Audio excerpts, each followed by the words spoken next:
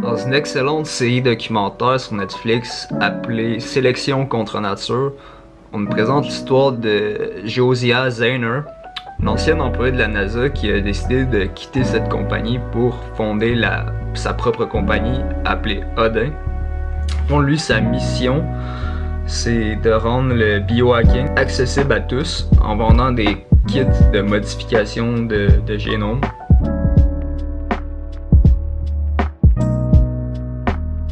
Somebody like Josiah Zayner, who's a former NASA scientist, he edits a gene into his muscles. Biohacker Josiah Zayner. Un bioquímico llamado Josiah Zayner. He is injecting himself with DNA. The scientist said that his stunt was reckless and it could have led to severe consequences like his own immune system attacking his actual muscles. C'est vrai que ça peut avoir des conséquences inattendues sur les écosystèmes.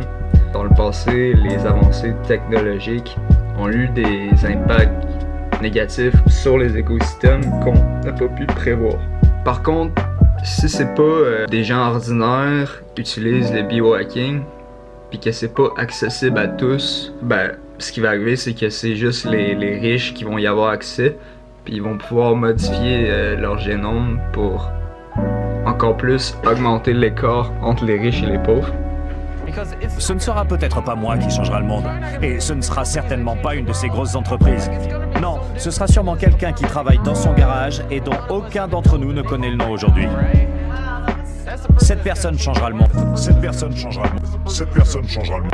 Au-delà des risques sur les écosystèmes, il peut y avoir aussi des risques d'erreurs qui peuvent entraîner des mutations génétiques ou des conséquences sur la biologie qu'on peut même pas prévoir.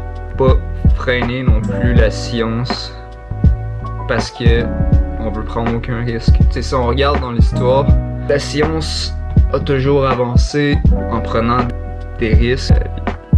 La radioactivité au début, les chercheurs qui ont étudié ça les a tués en fait. Est-ce que c'est moral de venir changer la nature comme ça?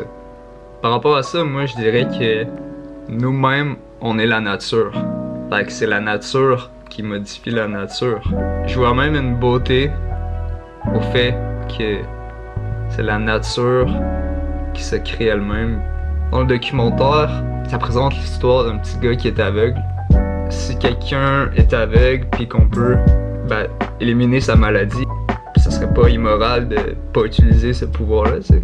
On veut devenir une espèce multiplanétaire. Sur Mars, il y a beaucoup de radioactivité. La température, c'est pas la même. C'est compliqué comme recréer exactement les mêmes conditions qu'il y a sur la Terre.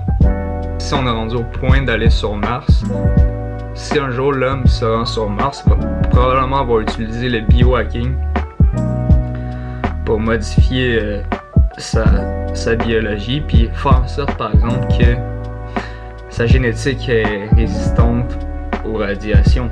Mais tout ça, c'est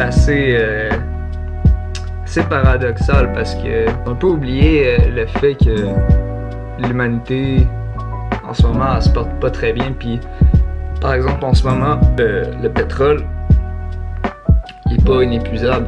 L'humanité est comme un athlète sous stéroïde. Le stéroïde c'est le pétrole. Toute cette énergie là c'est comme un gros stéroïde de confort pour la civilisation, mais le jour où la civilisation n'aura plus de ce stéroïde, l'humanité va ressembler à un addict qui a plus sa drogue.